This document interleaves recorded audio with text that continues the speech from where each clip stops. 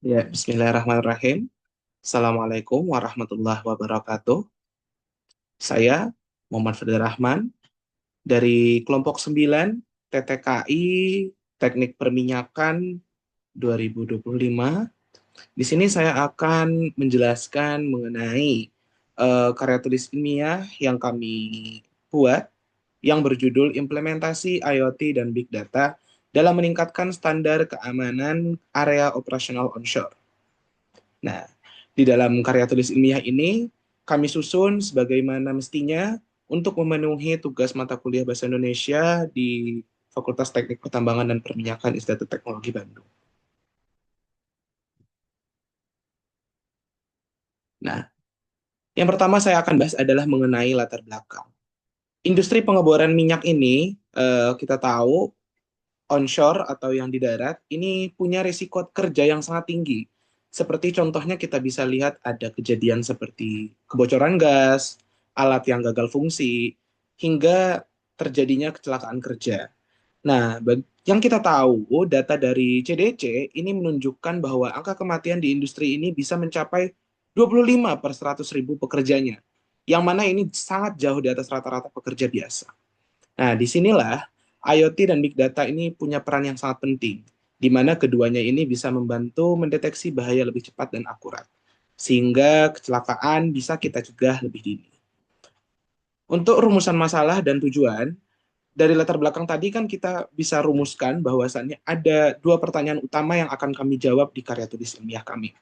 Yang pertama adalah bagaimana intinya adalah bagaimana IoT dan Big Data ini bisa membantu meningkatkan keselamatan kerja, terutama pada daerah pengeboran sumur.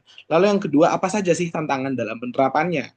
Nah, untuk tujuannya sendiri adalah intinya kita menganalisis peran teknologi ini dan juga kita akan mengidentifikasi tantangan sekaligus mencari solusinya. Nah, apa yang kami dapat daripada manfaat penelitian ini? Yang jelas, kita bisa mendapat gambaran yang jelas mengenai peran IoT dan Big Data dalam keselamatan kerja, sekaligus mempermudah kita dalam mencari solusi jikalau perusahaan mau menerapkan sistem seperti ini. Nah, lanjut ke tinjauan pustaka, IoT atau Internet of Things ini merupakan teknologi yang akan menghubungkan perangkat fisik agar bisa saling tukar data lewat internet. Biasanya untuk pemantauan yang sifatnya real time ya, dengan sensor dan juga pelacakan alat kerja dan juga lokasi kerja, lokasi pekerjanya. Dan big data adalah kumpulan data besar yang kompleks ya, yang digunakan untuk yang nantinya akan dianalisis untuk prediksi risiko dan juga keputusan yang tepat untuk mendeteksi pola resikonya. Dan yang ketiga, standar keselamatan yang kita jadikan acuan adalah OSHA, API RP75, dan ketiga L yang biasanya kita pakai untuk di Indonesia sebagai standar keselamatan kerja. Nah, untuk penerapan IoT dan Big Data sendiri, di lapangan biasanya IoT ini dipakai untuk pasang sensor suhu, tekanan, atau getaran untuk kita memantau kondisi alat untuk deteksi kondisi kritis. Dan juga wearable device yang kita gunakan untuk memantau kesehatan lokasi pekerja. Nah, contoh kita bisa lihat di Indonesia sudah dipakai oleh PT Pertamina, badan usaha milik negara kita, sudah memakai dashboard HSSE, sorry, yang menampilkan data keselamatan secara visual dan real time, yang ini bisa memudahkan pengambilan keputusan. Seperti kita bisa lihat pada gambar sebelah. Nah, apa saja sih tantangan implementasinya? Tentu tidak akan semudah membalikan telapak tangan dalam penerapannya. Ada beberapa tantangan yang harus kita jadikan perhatian. Yang pertama adalah dari sisi teknis. Dari sisi teknis kita tahu bahwasannya eh, masalah koneksi internet di daerah terpencil bisa menjadi kendala. Dan juga yang kedua adalah aspek ekonomi, yang mana biaya investasi awalnya akan bisa menjadi sangat besar. Bisa untuk di luar negeri itu di kisaran 1 sampai 5 juta US dollar untuk instalasi fasilitas di kecil menengah. Tentunya ini akan menjadi tantangan yang sangat serius bagi para perusahaan-perusahaan yang akan memulai memasang sistem ini. Lalu yang ketiga adalah aspek hukum. Dari aspek hukum ini, ada resiko bisa terjadinya kebocoran data, sehingga perlunya regulasi yang kuat dalam menangani hal tersebut. Lalu, untuk yang keempat, nah, tapi sebelum kita masuk ke faktor yang keempat, kita di sini bisa lihat, tadi dari sisi teknisnya, masalah koneksi internet di daerah terpencil bisa menjadi kendala.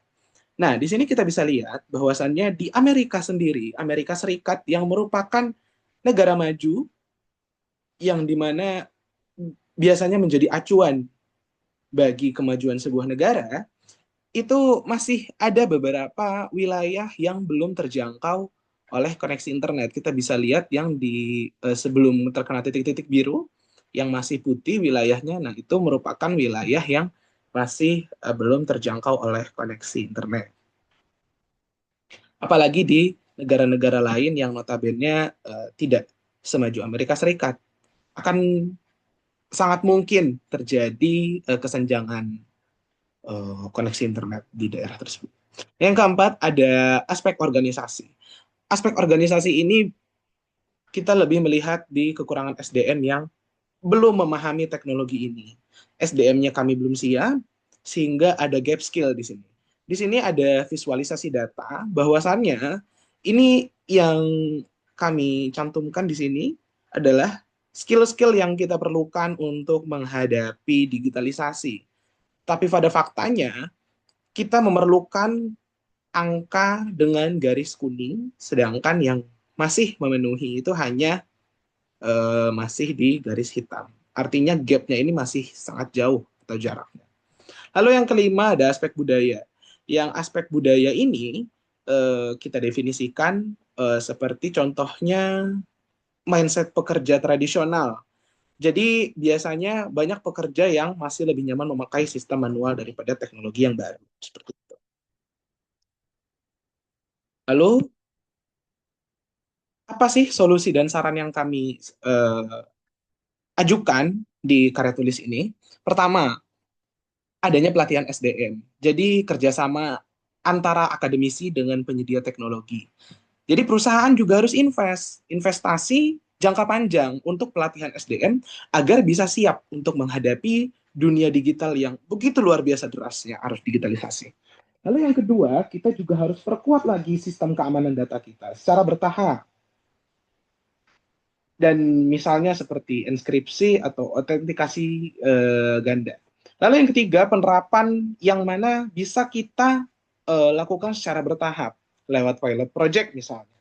Dan yang terakhir, perlunya kolaborasi antara perusahaan, regulator, juga penyedia teknologi. Agar ekosistem digital ini bisa benar-benar didukung oleh kerjasama yang mumpuni seperti itu, sehingga ekosistemnya terbentuk dan terjaga. Lalu kita masuk ke simpulan. Jadi singkatnya, sebetulnya IoT dan Big Data ini punya peran besar untuk membantu meningkatkan keselamatan kerja di onshore yang kami bahas. Memang akan ada banyak tantangannya. Tetapi kalau kita memiliki strategi yang tepat, justru teknologi ini bisa menjadi solusi yang efektif dan berkelanjutan bagi masa depan industri perminyakan dan gas kita. Ya, terima kasih atas perhatiannya. Semoga presentasi saya bermanfaat. Wassalamualaikum warahmatullahi wabarakatuh.